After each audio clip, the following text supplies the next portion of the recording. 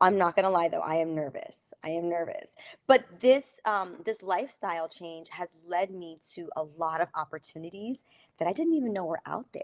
So I'm really, really excited. I became a certified personal trainer and I Mhm. am currently working on my nutrition certification because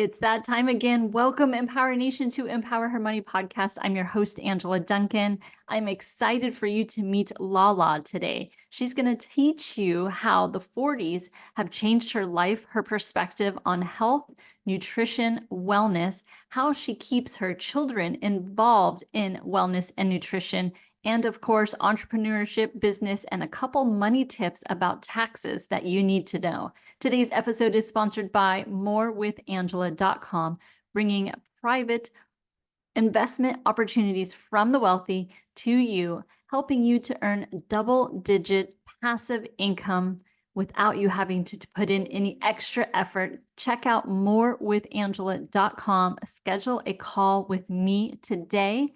Let me help you on your passive income journey. Morewithangela.com. Hi, Lala. Welcome to Empower Her Money podcast. How are you today? I'm doing so great. Thank you so much for having me. It's a pleasure seeing you. It's been a while. I know. I'm so excited to talk to you a little bit more. But let's first start with your journey and kind of how you got to the multiple things that you're doing today. Okay, so I am a mom. I'm 41 years old. I have 5 kids. I technically have 7 kids. So I have 2 bonus kids. I was blessed to have them in my life as well. And I am currently embarking on this fitness journey, I guess is how you could call it. I've become a fitness enthusiast. This came about because for a few years now, even before the pandemic, my husband would tell me, you should work out. It's good for your body. It makes you feel good, gives you more energy. And I would dabble here and there, but I just couldn't picture myself in the gym, like lifting weights with these guys. And I'm like, I'll just do some cardio. But then I realized I'm not as flexible as I used to be, and I'm not as strong as I used to be. And once I turned 40, I was like, okay, you know what? This is the Mm. time. Like it's now or never. Unfortunately, my father's health declined significantly, and he had a lot of health issues. And I said to myself, I don't want that to be me. I want my kids to have the happiest, most healthy version of me for as long as possible. That's what's most important to me. So at 40, I decided to join a gym, not just any gym, a bodybuilder's gym. This gym is known for bodybuilders. And little did I know that I would fall in love with the process.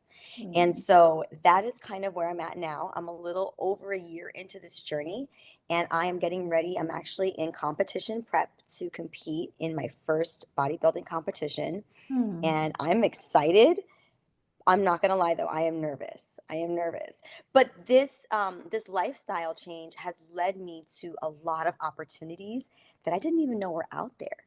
So I'm really, really excited. I became a certified personal trainer and I Mhm. am currently working on my nutrition certification because you can work out as much as you want, but if you don't control that mouth and what goes into your body, you're not going to see the changes that you wanted. And I can tell you from consistently weight training to then dialing in my nutrition, finding out what foods work best for me. Because also, as we age and as women, we have, some particular challenges. One is premenopause and menopause and things like that. So I'm learning all about those things because I'm experiencing it. And I'm learning how I can help other women and share this information to make this journey at this point of our lives a little more comfortable. So, that's where I'm at now. I'm super excited. Yeah, and I agree with that. I'm going to be 46 this year, and I definitely say the 40s have been a shift in far, like as far as like what I can eat and what I can tolerate, and the more muscle that I'm working on, it seems like the better I feel. So that was definitely a shift for me there. So I appreciate you sharing that, because I also believe that, your health is your wealth. Like if you want to be the best version of you, you've got to start with yourself first. So you've been an entrepreneur as well, and I know your husband's an entrepreneur. So let's dive into some tips that you can give the audience that you have learned along the way. So one of the things that you kind of talked about is an emergency fund. What does that mean, and why do you think that's so important for entrepreneurs? I think it's so important, especially entrepreneurs that are trying to make that shift from working a 9 to 5. I worked in a corporate setting for like 20 years. I'm aging myself, right?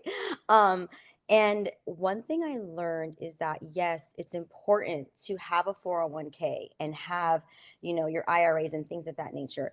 But it's really important to just have money set aside, be diversified in your investing, because you never know when something will happen, whether it's a medical emergency, whether you have a flood in your basement. Like, you just don't know anything. Life happens, and instead of trying to be reactive, I really would tell my younger self to be proactive and start saving now and have money kind of set aside. They say it's for a rainy day, and it doesn't have to be like a huge amount, but over time that money's going to grow, and then you have it there just in case, something goes down. You know that you're okay, and you don't have to worry about that added stress or depend on anyone else. Yeah, 100% agree. And I think part of the psychology behind it, you feel more comfortable when you have that emergency fund, but also give yourself permission to use it. I think a lot Yeah, of people set it exactly. aside and then it's like some, forbidden thing to use, but it's got a purpose. Absolutely. And I think another tip I would add to that, kind of piggyback, is there are buckets, right? So this is kind of how I live my life day to day and structure my days. I have buckets in my life. So I have a bucket for my fitness. So I make sure I dedicate time to that and I fill that bucket. Time with my family, I fill that bucket. Time to learn something new and read or just educate myself on something. Right now, it so happens to be my nutrition certification, but also something for my mental and spiritual well being. I Mhm. try to either meditate or make sure I pray, things of that nature. But just like I do that in my daily life, I also like to have buckets for my finances. Mhm. So, have a budget, I know how much my expenses are. I know how much I can save towards my 401k. I know how much I can save for my emergency fund. I think if you kind of separate those things, you compartmentalize each one, then you don't feel so bad when you have your spending fund and you go spend it. And if on occasion you're overflowing in one area, you can kind of pull from there. So it's kind of like a better version of, you're not robbing Peter to pay Paul. You're actually covered on all fronts because you've managed that in those buckets. So I kind of like, that's how I think of it, just to Yeah, and I simplify think it. when you break it down into little categories like that, it's so much easier to manage. It's like you're Yeah. taking It's not as small. overwhelming. Yeah. I don't know. For me it is. For some people it might not be. Yeah, I think But most I tell most of myself. people feel the same way. Yeah. So you journeying from this corporate to now entrepreneur world, right? I think a big thing people don't understand is like the taxes behind, getting a W-2 versus now being a business owner. What is Mhm. some advice that you would give in that category? So I actually have an accountant that I have worked with for years. I think it's really important that you not just go to a tax preparer, but an actual accountant. And I got this tip from my cousin, who so happens to be an accountant. But I remember her telling me years ago, like when she was going through school, like there's so many things out there that we don't know about, Mm, that people who are more privy to this information before us, they know about these things and they get these tax breaks. And so she told me it's just really good to find a great accountant. Now, she's not my accountant, but I have somebody that I've worked with for, oh my gosh, my son is going to be 18, so like 19 years. It's a long time. wow. And I think that that person, they know the ins and outs of my financial situation. You have to be open with this person. Hmm. My next tip would be, if they can refer you to a financial planner, even better, but start with an accountant, a good accountant. who can really, like, with a fine-tooth comb, go through your things, ask you questions, not just wait for you to present information, but ask you questions and help you figure out the best way to get your taxes done that benefits you. Yeah, and I think, I mean, most people meet with them annually. I meet with mine twice a year I was because I gonna want say, to. once is not enough because Yeah, you have to prepare for when it's time. So don't wait till the end and then you're scrambling, you know? So, yeah. And I love that yours asks questions because oh, if your person is filing your taxes and they're not asking you like in-depth questions, especially like what's changed in the last year, yeah, and exactly. how are you tracking your income and expenses? And so those are some key things that they should be at least asking you. And then they kind of put on that financial advisor role sometimes. Like, what are your future plans? What are you going to do this next year so that they can help Exactly. you They can figure out? guide you to either the person that can help you or give you ideas that you may have never even considered or thought of or were aware of, you know? So, yeah, I love that man. He's Yeah, very and helpful. being a mom, what are you teaching your children when it comes to business and money? So it's so funny because my kids, I honestly think that they think I sit home all day and do nothing because I we work from home, right? So we have that luxury, that flexibility, and so I think what's really important for them, for example, I really try to cook as much as possible every night. On the weekends I'm a little more lenient, but every now and then with all the kids' activities, whether it's soccer, basketball, cheerleading, it's just all these things, and every night it's like a different kid is in a different place. So I may run and pick up food instead of cooking. But my kids have noticed now that, Mom, we should just save the money. Like if we have food at home, we can eat at home. Like you don't even have to worry about cooking. Like my 13-year-old, my 20-year-old who's still at home, and even my little one. Like he surprised me the other day. He's 9 years old, and I thought to myself, okay, this is a conversation that I need to sit and have because I don't want them to feel like we're strapped for money and we can't eat out. It's not that. We're making a very smart choice because we Mhm. have food at home. It's quick and easy to make, and why we could take that money and save it, put it away. They actually have little piggy banks. They have bank accounts, but they also have these little these little safety box things from Amazon. They're super cute. It looks like a toy, but it's real, and it's like a little safe. So they each have their own. And if they ever get money for like a birthday or something, part of it goes in there. That's their fun Mhm. spending, and then part of it goes in the bank. So just these little things that I'm trying to teach them, because unfortunately schools don't teach that. Mhm. And if I could go back and change one thing, it would be to teach this to my older kids a lot younger. I just Mhm. think that, I was in survival mode at the time, but now that my life is a little bit more calm and relaxed, I take time to explain the things that I'm doing. Things as simple as when I go to the grocery store and I'm comparing, not only am I comparing labels like for nutrition, but I'm comparing prices. I want to get the best for my money, and I drag them along and I teach them these things so that they can see, same thing with like pumping gas. I have an app that I use, so I taught my 20-year-old, go on the app and look for the gas near us that's most affordable, because those little things add up. Now, I am one of those people who every day I used to get Starbucks, but I'm trying to cut down on coffee. So now I'm drinking unsweetened green tea. Have those little luxuries. That Mhm. to me, over if that's gonna make me happy for the day, then that's my treat, and I'm good for everything else. I will cook at home. I will, just be more mindful of the decisions I'm making. But I say go out and have your coffee. I know a lot of people say that you should, make your coffee at home. I do that on occasion too. But that little $2 is not gonna kill me. Like, Yeah. that's how I look at it. Yeah, we all have that. Mine is shoes, so Yeah. I'm not gonna get. See? It's part of my budget though, like I have a line item that says clothing, right? That goes to shoes. Mhm. I like shoes. It makes me feel good, Yeah. and I don't care if other people are like, "Why'd you spend money on shoes?" Well, it's the thing that I like to do. So, I understand I that wanna see your 100%. shoe collection. I love shoes too, so. Definitely. And the Starbucks thing, I think for me is more, and I'm really trying. Like I just switched to this brand here because it's Oh, similar to it tasted Starbucks, but a good. lot less sugar because that's Yeah. that's my killer right there's the sugar component of my diet. I'm working on it. Okay. Yeah. But Good. I go back. So I really love how you're teaching your kids about the money, but you also are teaching them about health and fitness Yeah. too, right? So It's crazy. My kids, luckily, like I said, my husband was very much into fitness. He's a little older than me, so once he turned 40, he was already on it. So I was a late, late to catch up. But now that my kids see me getting up, because 3 days a week without fail, like I have to be on my like dying, sick or something for me to not get up. But I get up 4:45, get ready, have breakfast, and go to the gym. Those 3 days a week are like hardcore training. Mm. The other 2 days a week, I have a lot of equipment at home, so I do train at home.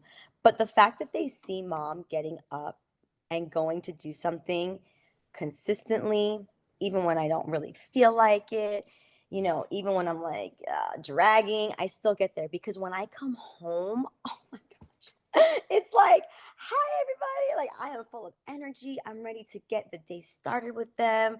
We get dressed, we get their breakfast going. So, them seeing me happy like that, apart from even the health, aspect of it, the discipline, all that, I think it's completely changed my family dynamic, because now all of us are into health and fitness, not Mm. just dad, not just the kids doing their activities, but all of us. We have push-up competitions.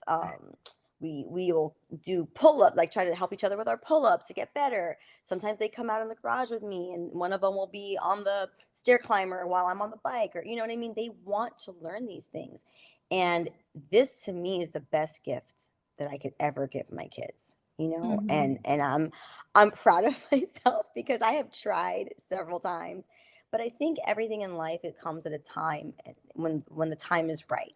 And for me, just mentally, I had to get to this place, and unfortunately, what kind of spawned it was my dad getting sick. But I think that it's helping me to deal with other life challenges that are coming my way, because the things that I learned in the gym, it mentally just changes you. You just become a stronger person, more resilient, and I know a lot of people don't like to use that word now, but I think it's important because our kids now, they're spoiled. Like, I don't know, I think it's our generation that we wanted to like be different than our parents were with us. Mhm. And so there's a lot of things that I feel like, wow, my kids don't have as much street smarts as I had.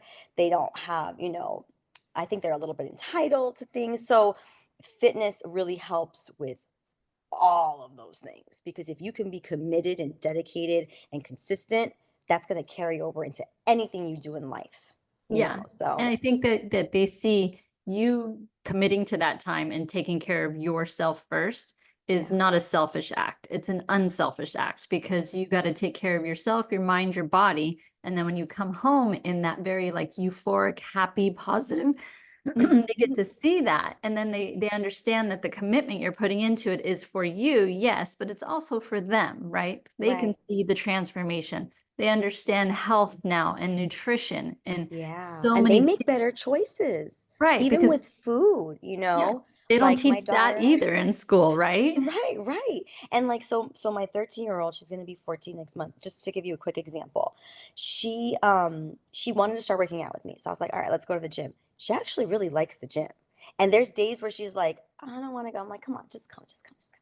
And she'll come with me, and then she is the same thing. It's like that natural high. But then when it Mhm. comes to nutrition, I have to eat off a very specific meal plan right now for my prep. And I see her going and eating, like dipping in my food. And I don't, if you know a person on prep, it's like everything is measured, Yeah, everything is counted, like yeah. down to the slice of cucumber. Like, it's very meticulous. And I'm like, you can't eat my cucumber. So what I started doing was, because she wants to make these good choices. So instead of getting frustrated with her initially in my head, I was like, I'm just going to buy double of everything and Mm, meal prep for her. So, and teach her how I'm doing this, like swap out this for this. And, we try to not to do too many sugar-free things either, because also that's not healthy. That's not natural. I was kind of in that little, oh, well, it's sugar-free phase for a bit. And then I realized after doing more research, that's not good either. So I want them to know those things, and I talk to them about it. Like, we have a rule, we don't get soda in this house. So when mhm. they go to a birthday party, it's like, "Oh, can I have a soda, please?" Okay, fine. Like, everything in moderation. So, Yeah, and then encouraging your children to share what they know as well too with the other kids. oh, they do, trust me. My kids, the teachers come home, the kids come home, and the teachers will message me and like, your daughter said XYZ about your fitness thing. And I was like, oh, okay, thanks. Yeah. So yeah, it's a lot of Yeah. fun. I think that's one thing, and I've shared this before, is as a mom, I was teaching my daughter a lot about business and money from an early age, but I didn't connect her with other kids whose parents were doing the same. So it was Oh, hard for her to like relate or collaborate or talk business to other kids in college because they just didn't grow up that way. And no fault to the kid and the parent, whatever they chose to do, but connecting them with other families that teach like you do is a huge benefit for them so that they at least have like a circle that right. understands each other, right? I'm so glad you said that. So, for two reasons. One, I do have a nonprofit that, unfortunately, with my dad's sickness, it kind of had to take a backseat to all my other priorities in life and projects. But the nonprofit was to teach financial literacy to kids, specifically things that are really not taught, even for people who are getting their MBA, which is mergers and acquisitions. So, my kids they overhear conversations, they hear my husband teaching, they hear us on phone calls, and when they play, like they'll do like a play store, where they're like selling goods and things. And I'm like, okay, they are picking up on these things, they're hearing Hmm. it. But the nonprofit was specifically aimed at teaching this to the youth, and just kind of simplifying those concepts. We've had a person even tell us in our community that they didn't even learn that in their MBA program. Like they learned more in a couple hours with us than they did in their MBA program, because it's practical things that we're doing, not just Hmm. theoretical from a book. Right. So I'm so glad that you said that. Well, if you need any volunteer teachers, I'm more than happy to help as Oh, well.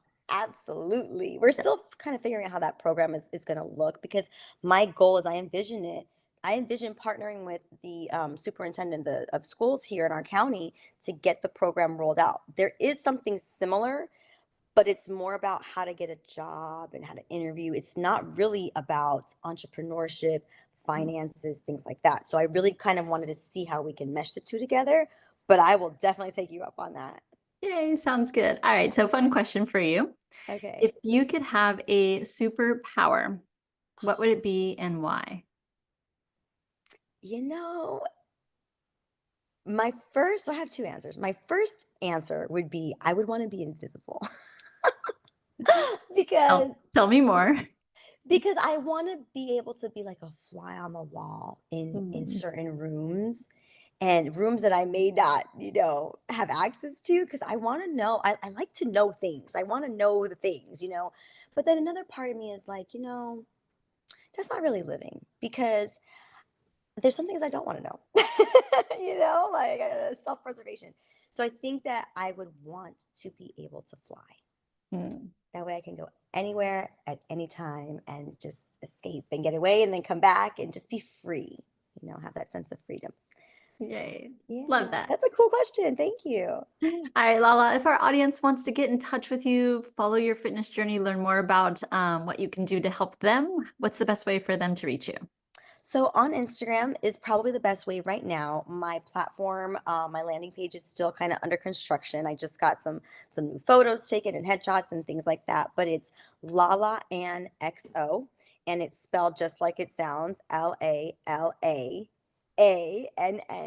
So that is the Awesome. best place right now. Yay. I really appreciate your time today. Thank you so much. Thank you.